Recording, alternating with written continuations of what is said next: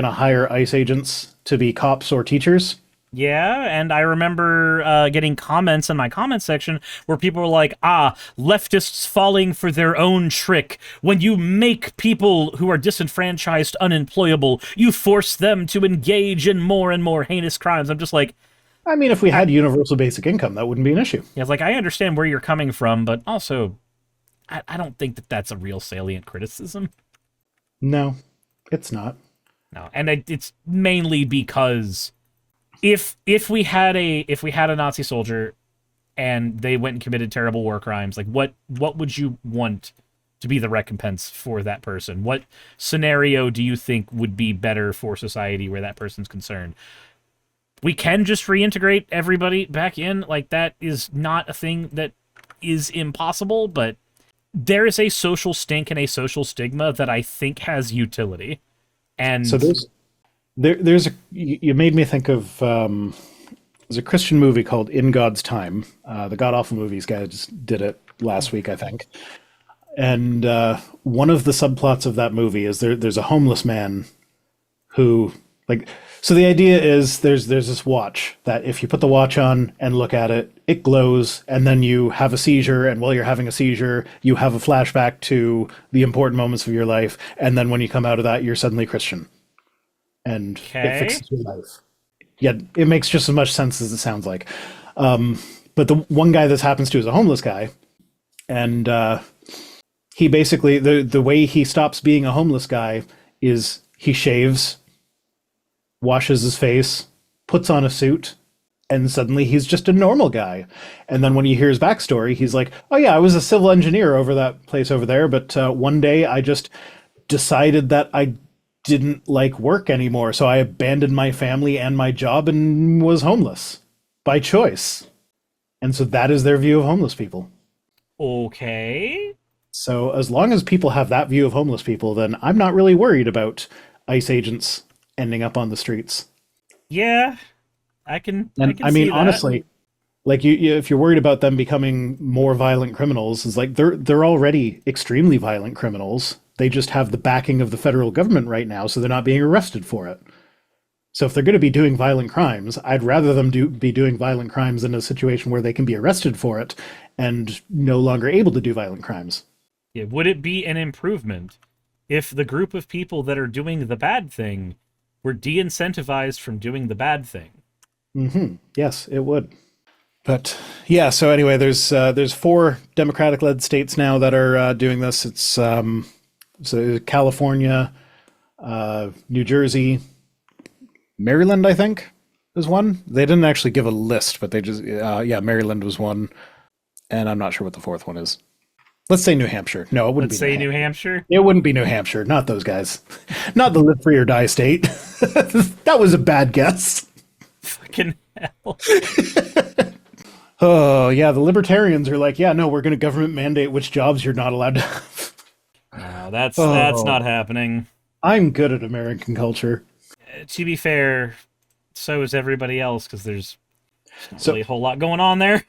One of the things that I found interesting about this, I think this is The Guardian. Does The Guardian kind of lean right? Not really. They're kind of more like pseudo-left centristy. They're very Democrat. Okay, because this sentence right here, the bills underscore the Democratic state lawmakers' determination to undermine Trump's hardline immigration policy. The way that's worded seems very friendly to the Trump cause. These Democrats are trying to undermine what I'm doing. Undermining the authority of the president. I don't think I hear it in the same tone as you do, I guess, because that just sounds like a factual statement. To be clear, I think that undermining Trump's policies is a good thing.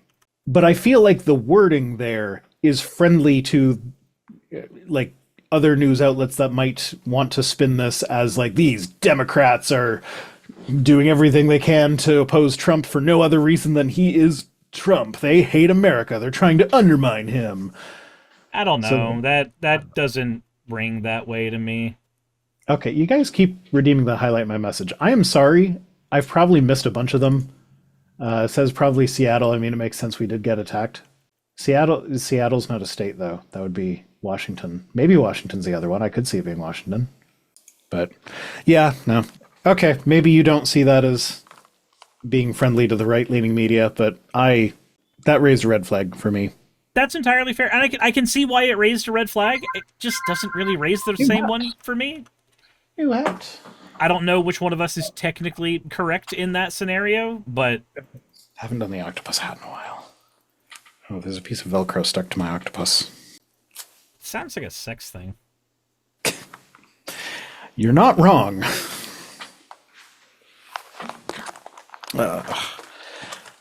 Yeah. Hi. Hi, Mr. Octopus.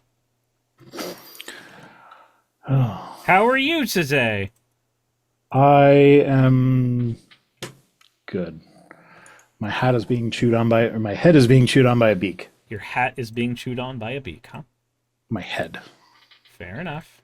So they say, if you're an ICE agent, you're signing up to engage in unlawful conduct. You're signing up to engage in racially profiling Latino communities. You're signing up to engage in illegal detentions and deportations of people who have legal rights in this country. You're signing up for the separation of families and children. So that's what Democratic New Jersey Assemblyman Ravi Bala told The Guardian with regards to these bills.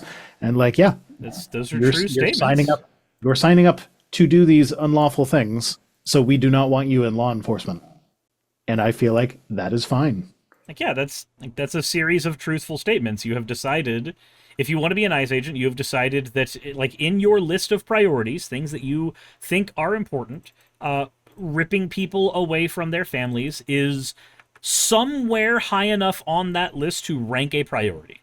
Like, yeah, so my video coming out this Friday, I very much make the connection between Christian apologetics and apologetics for the genocide in Gaza, the behavior of the ICE agents, the demonization of immigrants as a category of people to make arresting 5-year-olds a thing that they see as acceptable.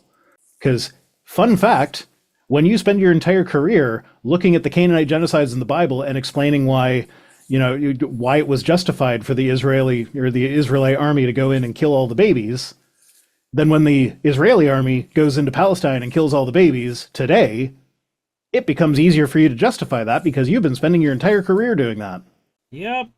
And I feel like that connection should be really easy for most people to make. Like, we know it's not even different combatants, it's still the Israelis. Like, so we know that religion can be used as a way to introduce people to ideas that they might otherwise not be quite as soft on, right? Like, I knew this as a kid. So whenever I mentioned anything about something that I liked, my mom was incredibly religious, so I knew that if I skewed what I was saying to the angle of Christian somethingdom in some way, shape, or form, I generally got a more positive response on whatever I was trying to convince my mom of in any way, shape, or form.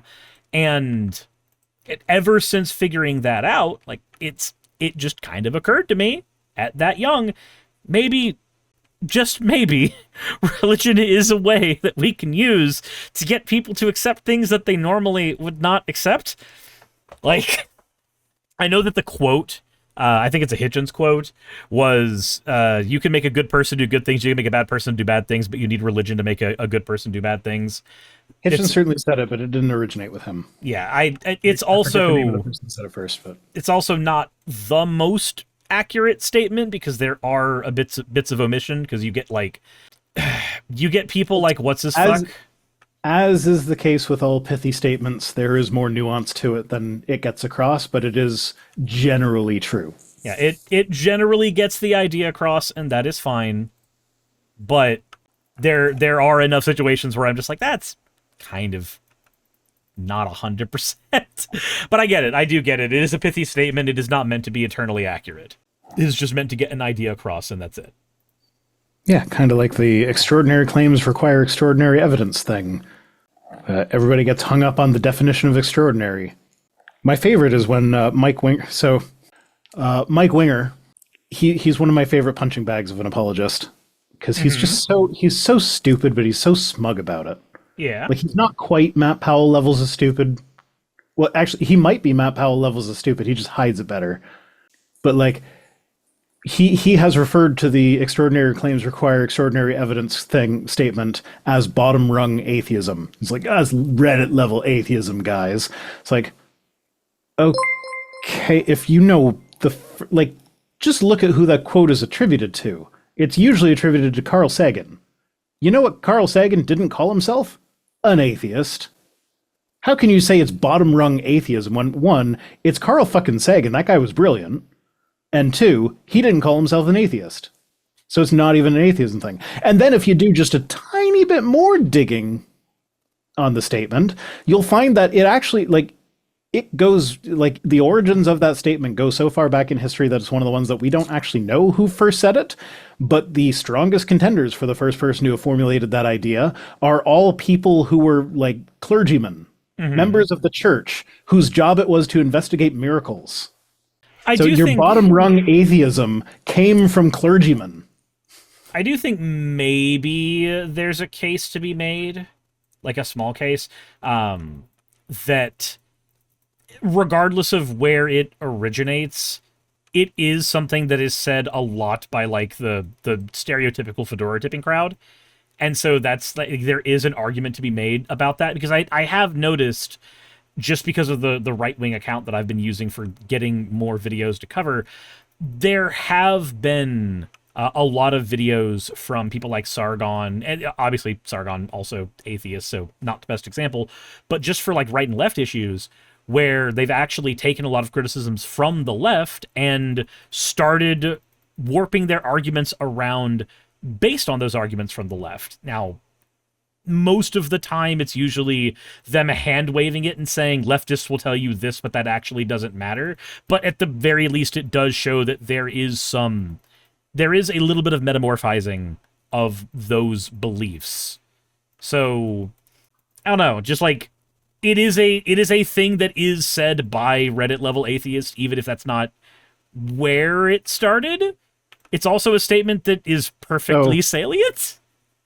So yeah, that's the point. So my issue with Mike's dismissal of the statement is he is calling it a Reddit level atheist argument in order to dismiss it without properly addressing it. Mm-hmm. When that doesn't make any sense. If you want to actually address it, you have to actually understand what it is saying. No, that's fair. That's fair. I can understand that perspective. I guess I was just getting hung up on the origins of a statement aren't necessarily where that statement, like, eternally rests logically all the time. But, no, you are right. I think I'm just getting hung up on stuff that doesn't really matter there. Well, anyway, one more point that I want to address from this one. Tricia McLaughlin said that in opposing these bills, she said, to most Americans, ICE officers are heroes. Latest poll I saw said that 50% of Americans want to abolish ICE. Not 50% of Democrats, 50% of Americans. Sounds like 50% of Americans don't see ICE as heroes. Yeah. Fascinating. At the very least. And another 10% were unsure. So if they're unsure, I doubt they see them as heroes. Yeah. And even the ones who don't want to abolish ICE, a lot of them are probably of the Chuck Schumer variety, where it's like, well, we just need them to have body cameras and not wear masks. But we lived... I got to live in an America as a child that did not have ICE. And... Yeah, me too. No, I didn't. You didn't live in America. You lived in Canada. Fuck off. But like, I got to live in an America that... My brain, it's got to come off. Yeah, I got to live in an America that didn't have ICE and didn't need it. And, like, we argue about how most everybody who understands anything about, like, security theater knows that the TSA is kind of fucking pointless. Like, it's just security theater. It doesn't actually make anybody safer, but it makes people feel safer, and that's where the utility in it is supposed to lie, but it's not... Yeah, the TSA since 9/11 has stopped a grand total of 0 terrorist attacks. So...